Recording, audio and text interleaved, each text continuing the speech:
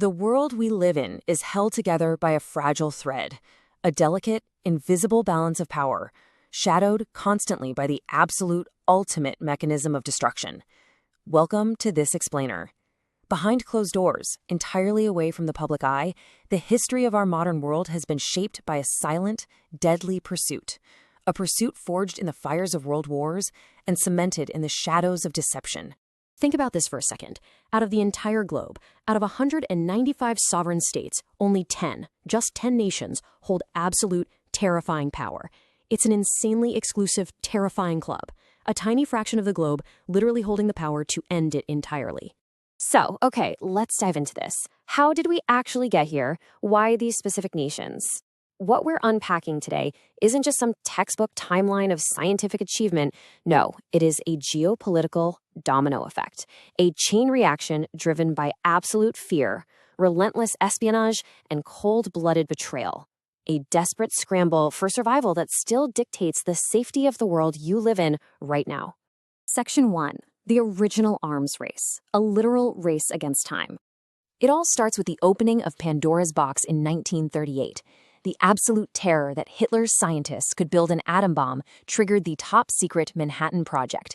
But as you can imagine, ultimate power cannot be contained for long. After the U.S. bombed Japan in 1945, that American monopoly fell apart astonishingly fast. The Soviet Union, using spies embedded deep inside the Manhattan Project, completely shocked America by detonating their own test in Kazakhstan in 1949. The Cold War was officially on. The United Kingdom, refusing to be left behind, scrambled to finalize their own research and detonated their first weapon in 1952. And soon France was going to follow. But France's path to the bomb, well, that was born out of deep humiliation. Initially, post-war French scientists really only wanted to harness nuclear energy for electricity. But then we hit the 1956 Suez Canal crisis. When Egypt seized the canal, France and Britain militarily intervened, right alongside Israel. But instead of getting global support, they faced brutal worldwide bullying. The Soviet Union actually threatened to use atomic bombs against them, while the United States applied crushing economic pressure. Forced to retreat in complete disgrace, France realized something terrifying. Without the bomb, they'd always be at the mercy of the superpowers. So, by 1960, utilizing uranium from their colonies, they detonated their very first weapon in the blazing sands of the Sahara Desert. And just as the world was processing this devastating new reality, the stakes were suddenly raised to apocalyptic levels, the hydrogen bomb. Rather than splitting atoms, this weapon fuses them together. It quite literally replicates the exact nuclear process that burns at the core of the sun. The United States tested this device in 1952, and the yield was an incomprehensible 450 times more powerful than the bomb dropped on Hiroshima. To put that into perspective for you, a single weapon like this could erase the largest city in your country in a fraction of a second. The USSR and the UK, absolutely refusing to be outmatched, raced to detonate their own fusion devices by the late 1950s. The survival of humanity was now quite literally hanging by a thread. Section 2. Betrayal and geopolitics. This is where treaties become nothing more than paper. In the shadows of this arms race, a much darker truth emerges. And this brilliantly illustrates how, when ultimate power is on the line, alliances mean absolutely nothing. During World War II, the UK handed over all its nuclear research to the U.S. Manhattan Project under the Quebec Agreement, with the explicit promise of sharing the final technology.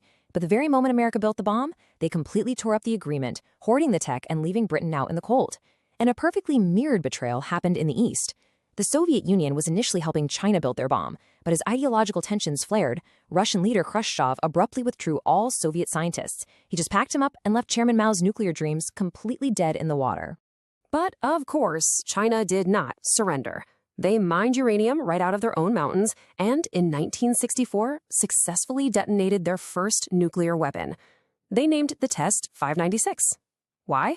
Well, it was a direct, permanent insult to Russia. The numbers stand for the year 1959 and the 6th month, June, the exact month and year the Soviet Union betrayed them. Talk about holding a grudge. Section 3. Secrets in the Desert. Completely off the books.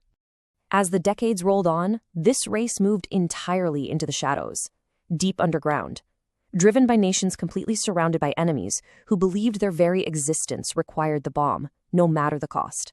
Take Israel, for example. a nation that, even to this day, neither confirms nor denies possessing nuclear weapons.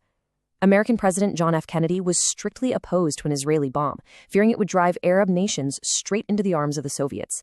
But after JFK's assassination, Israel finalized its program in absolute, terrifying secrecy by 1967, and the world might never have known the true extent of this had it not been for a technician named Mordecai Vanunu.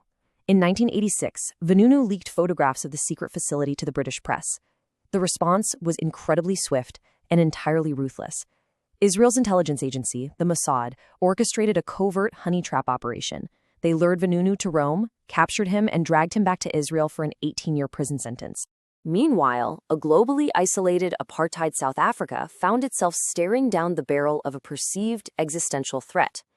Boycotted by the world due to its brutal racial segregation laws, South Africa watched in absolute terror as Soviet influence expanded into nearby Angola.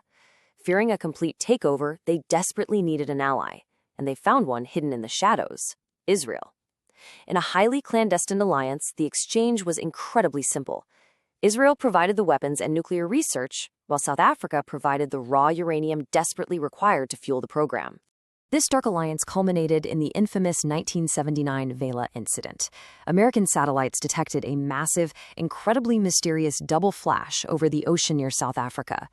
To this day, it is widely believed by experts to have been a joint Israeli-South African nuclear test. But how does this specific atomic story end? Well, in 1990, with the collapse of the Soviet Union removing their primary threat, South Africa became the very first, and actually the only nation in history, to voluntarily dismantle its own nuclear weapons. Section 4. The Subcontinent Standoff. A literal nuclear powder keg. Moving over to Asia, the bitter tensions of the subcontinent completely transformed the region. Now, what's really interesting about this is the sheer level of deception involved. It's staggering. India had begun nuclear research before partition, claiming it was strictly for electricity. But following a crushing defeat in a 1962 border war with China, and China's subsequent nuclear test, India saw it as a do-or-die situation. Using civilian reactors provided by the US and Canada, ostensibly just for power, they secretly diverted the technology. In 1974, a massive explosion rocked the Rajasthan desert. India actually called it a peaceful nuclear explosion under the codename Smiling Buddha. The West was absolutely furious, slapping India with heavy sanctions. But the real consequence? That was felt right across the border. For Pakistan, having just lost East Pakistan in a devastating war with India, the Smiling Buddha test pushed them into a corner of pure, unadulterated desperation. Enter Dr. A.Q. Khan. Working at a nuclear facility in Holland, Khan pulled off one of the highest-stakes industrial espionage operations in recorded history. He literally stole the top-secret blueprints for uranium-enriching centrifuges and fled right back to Pakistan. Supported by China, who desperately wanted a strong ally against India, Pakistan advanced at a terrifying pace. By 1998, just weeks after India conducted a new series of tests, Pakistan responded with its own massive underground detonations in the Chagai Hills. Section 5. Rogue States and Disarmament. Welcome to the black market. We are now entering the absolute darkest chapter of this explainer. What actually happens when the ultimate weapon enters the black market? Well, in 2004, the world watched in sheer horror as Dr. A.Q. Khan appeared on national television and openly confessed to selling nuclear technology to Iran, Libya, and North Korea.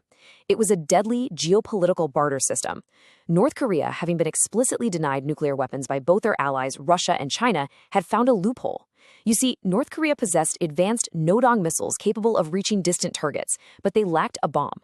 Pakistan possessed the bomb but lacked delivery missiles, so they traded. Centrifuge blueprints for ballistic missiles.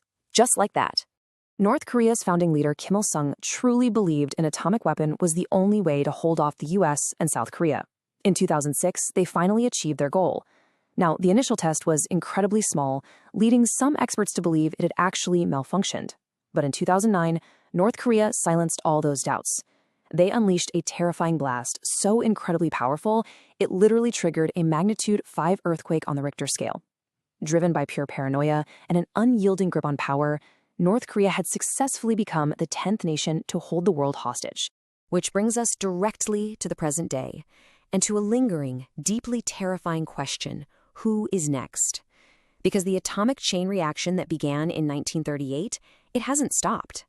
Right now, immense pressure is building in the Middle East. With Israel applying massive pressure to halt their progress, Iran continues to inch closer to the threshold. And the Saudi crown prince has stated unequivocally, if Iran gets a nuclear bomb, Saudi Arabia will not be left behind. The Club of 10 might very well be expanding soon. This race is far from over.